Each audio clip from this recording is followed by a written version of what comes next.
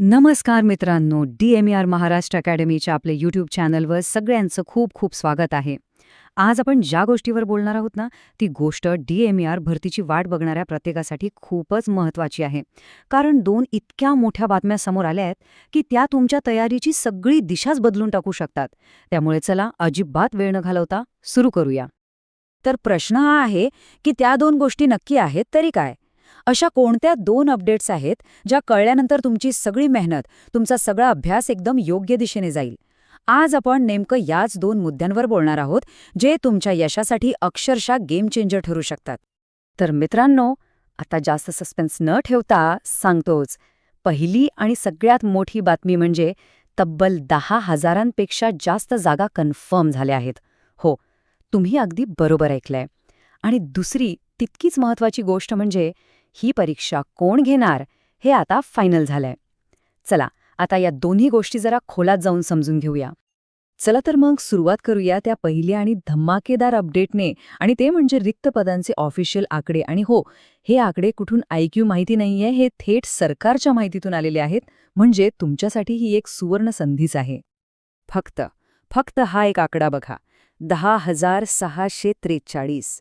हो, मी परत सांगतेय, 10,643 एवढ्या जागा फक्त आणि फक्त गट क म्हणजेच ग्रुप सी मध्ये रिक्त आहेत. विचार करा, ही साधी भरती नाहीये, ही एक महाभरती आहे. आणि या संधीचं महत्त्व किती मोठं आहे हे तुम्ही समजू शकता. आणि इथे बघा, ह्या टेबलमध्ये तुम्हाला सगळं चित्र अगदी स्पष्ट दिसेल. गट अ आणि ब मध्ये सुद्धा जागा आहेत, नाही असं नाही, पण खरा जो खजिना आहे ना, तो आहे गट क मध्ये. स्टाफ नर्स आणि इतर अनेक पदांसाठी मिळून 10,643 जागा. हीच तर ती संधी आहे जिथे सगळ्यात जास्त उमेदवारांना नोकरी मिळू शकते. ओके, तर जागा तर प्रचंड आहेत हे आपल्याला कळलं, पण मग पुढचा आणि सगळ्यांच्या मनात घोळत असलेला प्रश्न, एवढी मोठी भरती प्रक्रिया पार कोण पाडणार? परीक्षा घेणार कोण? तर मित्रांनो, याचं उत्तर आता अधिकृतपणे मिळालं आहे, तेही थेट वैद्यकीय शिक्षण मंत्र्यांच्या कार्यालयातून. हे आता कन्फर्म झालंय की ही परीक्षा TCS म्हणजेच टाटा कन्सल्टन्सी सर्व्हिसेस घेणार आहे. म्हणजे आता तयारी कुठल्या दिशेने करायची याबद्दल डोक्यात काहीही कन्फ्युजन ठेवायची गरज नाही. ठीक आहे, तर आता आपल्याला दोन गोष्टी 100% माहीत आहेत. एक म्हणजे जागा किती आहेत आणि दुसरं म्हणजे परीक्षा कोण घेणार आहे. पण मग याचा आपल्या तयारीवर काय परिणाम होणार? याचा अर्थ काय काढायचा?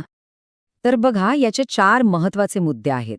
सगळ्यात पहिलं, आता तुमचा अभ्यास, तुमची तयारी फक्त आणि फक्त TCSच्या पॅटर्ननुसारच असली पाहिजे. दुसरं, 80-20 नियमाबद्दल अजून काही स्पष्टता नाहीये, त्यामुळे त्यावर आपल्याला लक्ष ठेवावं लागेल. तिसरी आणि खूप महत्त्वाची गोष्ट, मित्रांनो, ही संधी सोडू नका, कारण यानंतर कदाचित ही भरती MPSCकडे जाऊ शकते.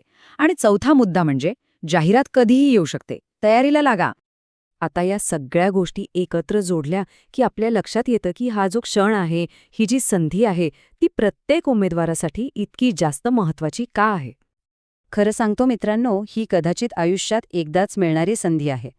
एवढ्या मोठ्या संख्येने जागा आणि परीक्षा घेणारी एजन्सी पण निश्चित, असं समीकरण पुन्हा कधी जुळून येईल ना, हे सांगता येत नाही. त्यामुळे आता जर ढिलाई केली तर नंतर पश्चात्ताप करण्याशिवाय काहीच उरणार नाही. तर बघा, हजारो जागा तुमच्या डोळ्यासमोर आहेत, परीक्षेचा मार्गही एकदम स्पष्ट झाला आहे.